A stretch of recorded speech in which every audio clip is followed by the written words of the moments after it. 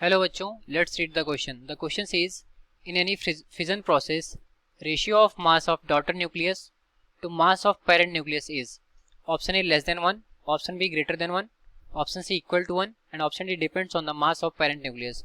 So question में बोला कि जो फिजन रिएक्शन का प्रोसेस होता है उसमें ratio of mass of daughter nucleus to the mass of parent nucleus क्या होता है हमें बताना है. तो सॉल्व करते हैं इस प्रॉब्लम को. तो नोट डाउन करते हैं हम अपना की कॉन्सेप्ट.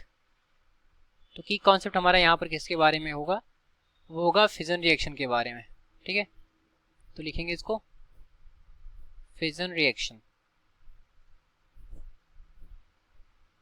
तो फिजन रिएक्शन क्या होता है, इसमें हमारा जो हैवी न्यूक्लियस होता है वो स्प्लिट कर करके दो या उससे ज़्यादा लाइटर न्यूक्लियर को बनाता है. ठीक है, तो इसको हम लिखेंगे कि the process of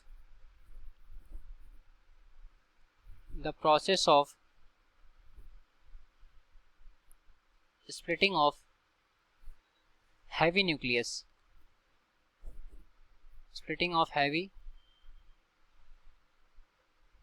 nucleus into two or more lighter nucleus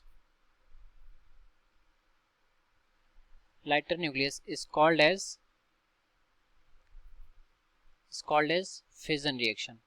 fission process है फिजन रिएक्शन. और ये होता कब है, जब हम न्यूट्रॉन की बम्बार्डमेंट करते हैं उस हैवी न्यूक्लियस पर.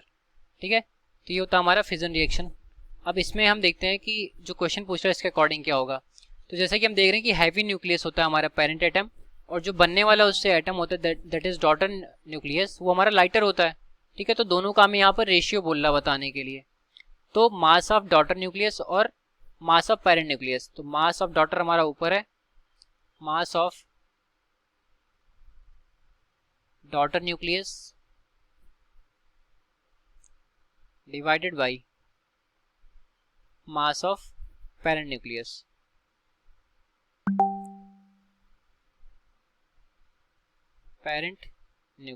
ठीक है, तो यहाँ पर मास ऑफ पेरेंट न्यूक्लियस जो है वो हैवी है और मास ऑफ डॉटर न्यूक्लियस हमारा लाइटर है. तो हम लाइटर पार्ट को हैवी चीज से डिवाइड कर रहे हैं. ठीक है, तो अगर हम यहाँ पर लेट करते हैं, हमारा कोई भी मास यहाँ पर ले लेते हैं, सपोज करिए कि 30 ग्राम हमने ले लिया. ठीक है, 30 ग्राम को अगर हमने 100 ग्राम से डिवाइड किया तो जो वैल्यू निकल कर के आएगी वो क्या आएगी, वो लेस देन 1 आएगी. ठीक है, इसी तरीके से कोई भी वैल्यू लें जिसमें हमारा डिनोमिनेटर ग्रेटर हो और नॉमिनेटर हमारा उससे लोअर हो, तो जो वैल्यू निकल करके आएगी वो लेस देन 1 आएगी. तो इसके अकॉर्डिंग अगर हम अपने ऑप्शन को देखें तो जिसमें ऑप्शन लेस देन 1 बोल रहा वो करेक्ट होगा. तो ऑप्शन ए हमारा करेक्ट होगा. Hence option A is correct. तो ये रहा हमारे इस क्वेश्चन का correct solution. I hope you understood it well. Thank you.